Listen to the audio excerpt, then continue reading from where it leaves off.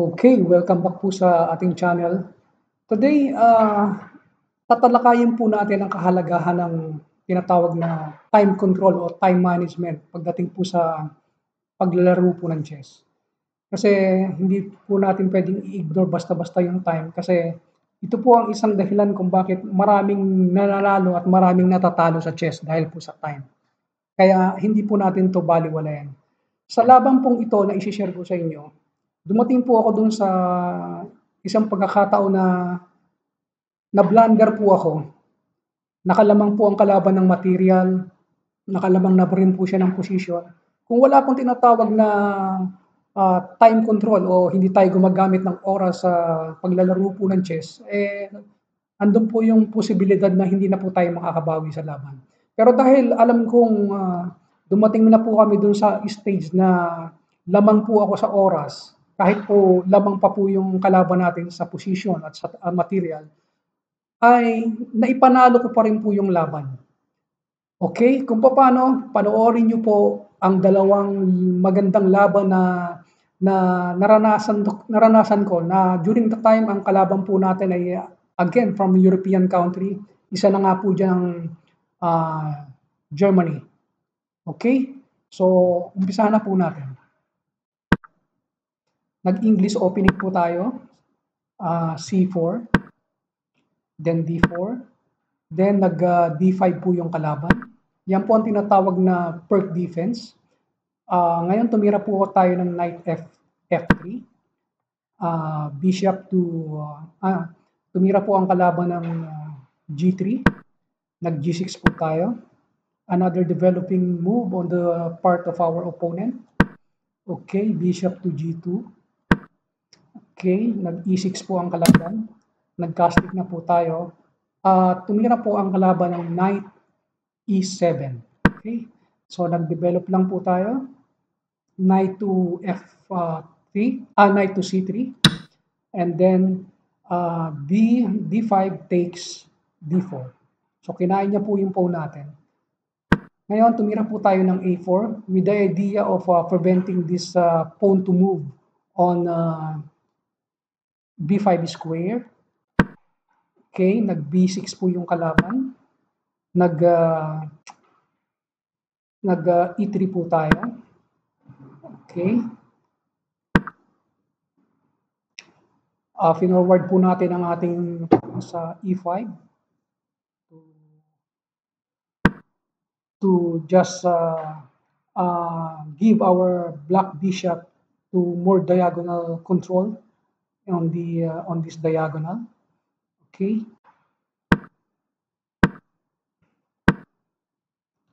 Iniwas na po natin dahil delikado po yung position ng queen natin sa torre niya. Okay, another threatening move by our opponent by placing his bishop to B6, A6 I mean. Magaling pumosisyon ang ating kalaban, kaya kailangan po nating mag-ingat ng konti. Iniwas ko na po yung queen natin dahil naiirita po ako sa position ng bishop na yan dahil anytime na gumalaw yung horse natin, delikado po yung queen natin. Kaya hanggat maaga, iniwas ko na po dun sa threatening position ng bishop po ng kalaban. Okay, another good move of our opponent by moving his knight to F5, threatening our pawn on the center, the weak pawn. So, ang tinira po natin ay gumawa na lang po ako ng counter attack na hanggat maaari, pag kinain niya po yun, pwede natin chicken doon. Pero ang ginawa po ng kalaban ay nag-castle lang po siya.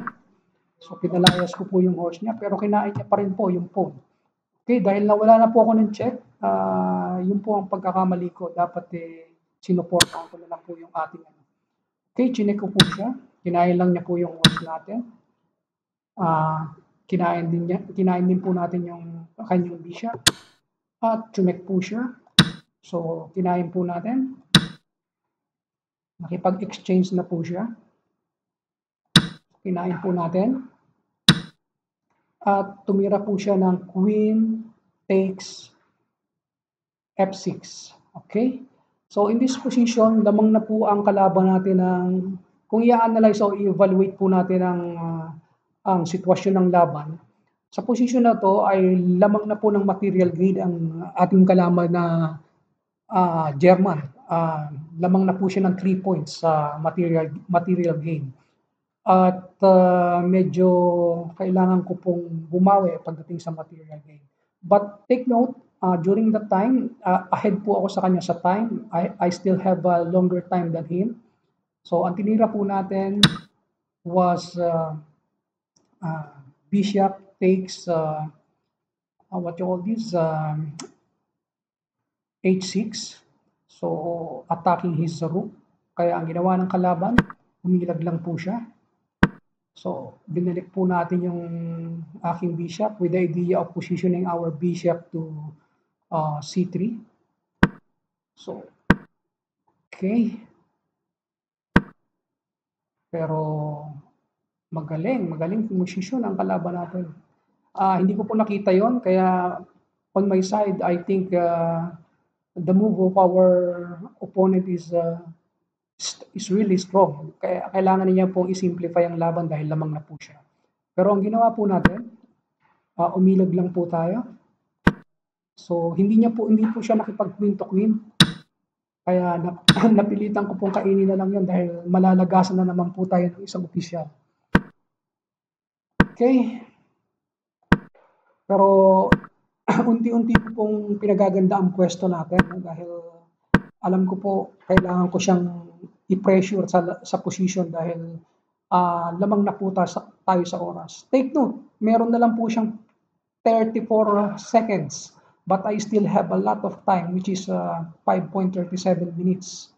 Okay, so ang tekniko po dito kahit lamang po ahead pa po siya ng 2 points sa material gain, delikado na po siya sa oras. Imagine, in my own mind or idea, hindi niya po ako mamamate within 34 seconds. Kaya alam ko po sa position na to, matatalo ko na po siya sa oras. Basta hanggat maaari, wag lang po tayo, mag-ingat lang po tayo.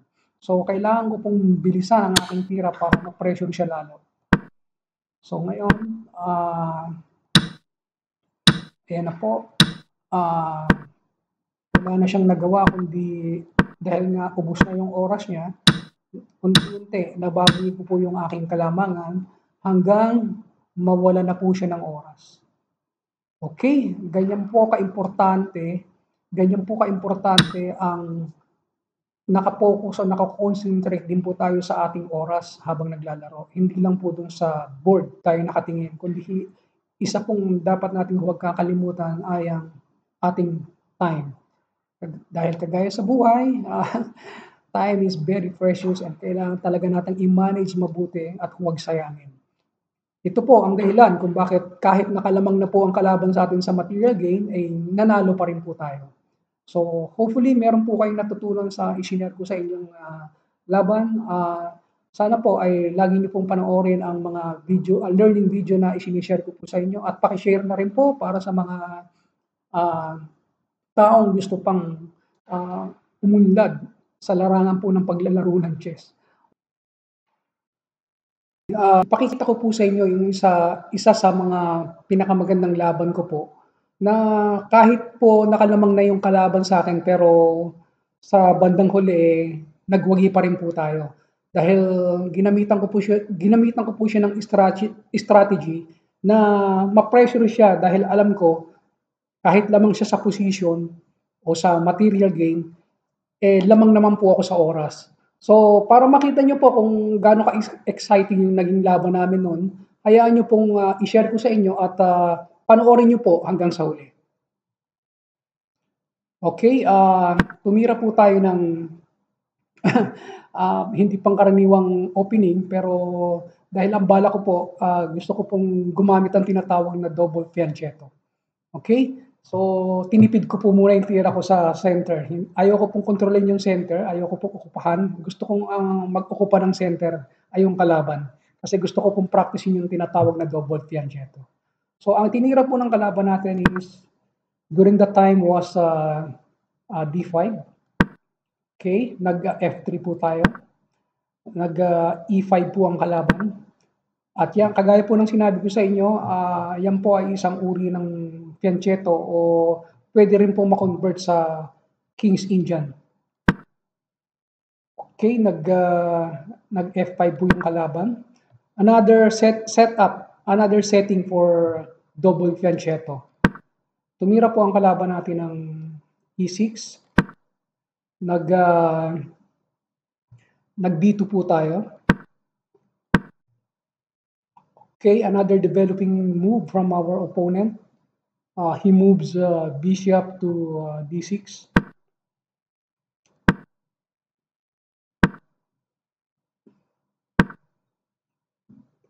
Okay, medyo nagkaka-pwestuhan na po at mapapansin niyo po ready na rin ang kalaban natin na pumosisyon sa dapat na square para sa kanyang mga pyesa. Okay, nag-castling na po tayo. Okay, inunahan na po natin siyang makipag-exchange sa center.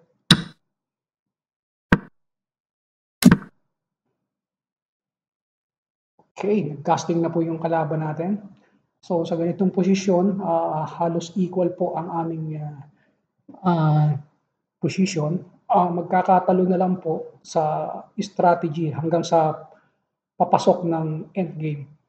Okay, so makikita nyo po kinontrol na natin yung C-file. Pero sa tingin ko hindi pa tayo basta pwedeng makapasok dahil nakapwesto pong mabuti ang mga opisyal ng kalaban.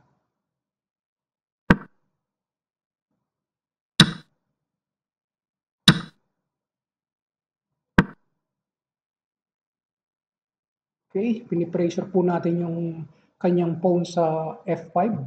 So, kakainin ko na po yan, syempre, dahil libre na, no? Okay, pero alam ko meron din po siyang counter attack.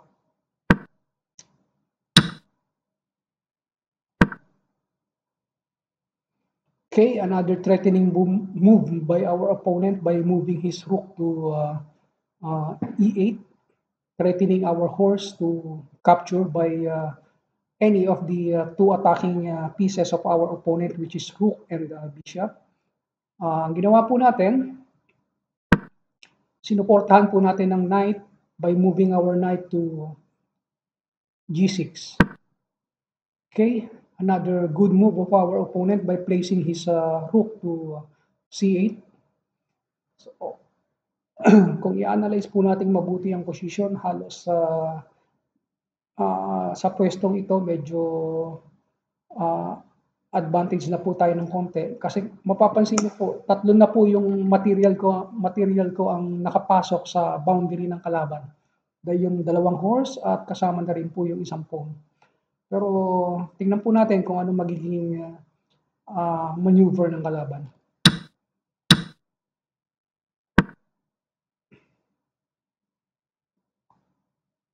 Binalik ko po yung bishop ko sa bishop to G2 dahil malakas po yung bishop niya. So, pwede na tayo makipag-exchange ng bishop. Yun lang, hindi ko po nakita yung pawn na yun. Capture pala yun.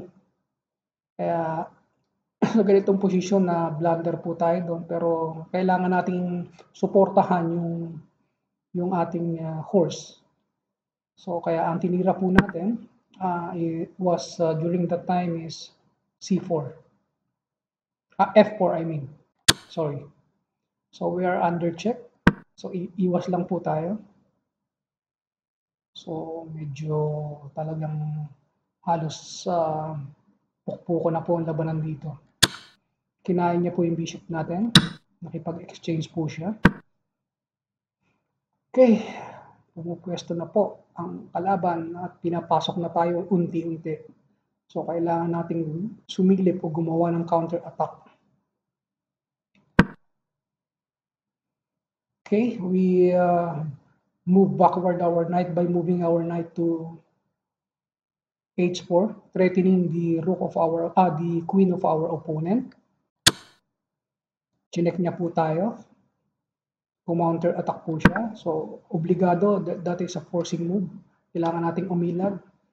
But in this position, kahit itim po ang titira, pareho po kaming may threat. Makakain ko din po yung queen niya, makakain din niya yung queen ko. Kaya lang, palagay ko lalamang na siya dito. Yun. Okay, that is a blunder on my side. Ngayon, na-realize ko po dito sa position na to na malakas po yung atake ng dalawang force ko sa king side. At the same time, nakaposition po yung tore ko sa malakas na rank. Kaya hindi po basta-basta yung position na dapat niyang baliwalain. Kasi nakapwesto na nga po yung ating mga opisyal. Pumasok na po tayo sa tinatawag na blitz game o kung mapapansin nyo po, 1 minute and 24 seconds na lang yung kalaban natin at yan po ay papasok na sa bullet. So, ang naisip ko pong taktika dito ay patuloy na pressurein siya, gumawa ng counter attack at higit sa lahat, napakabigat po ng pwesto ng dalawang horse ko para mamati siya. Ayan na po, sa parting ito, nanalo po tayo dahil sa oras. So, makikita nyo po, very ahead po ako sa time which is during that time, I still have 2 minutes and 26 pero yung kalaban natin nawala na po ng time. So, ginamitan ko po siya ng time strategy. Okay, sana may natutunan po kayo sa isang laban na isinare ko po sa inyo. Thank you very much.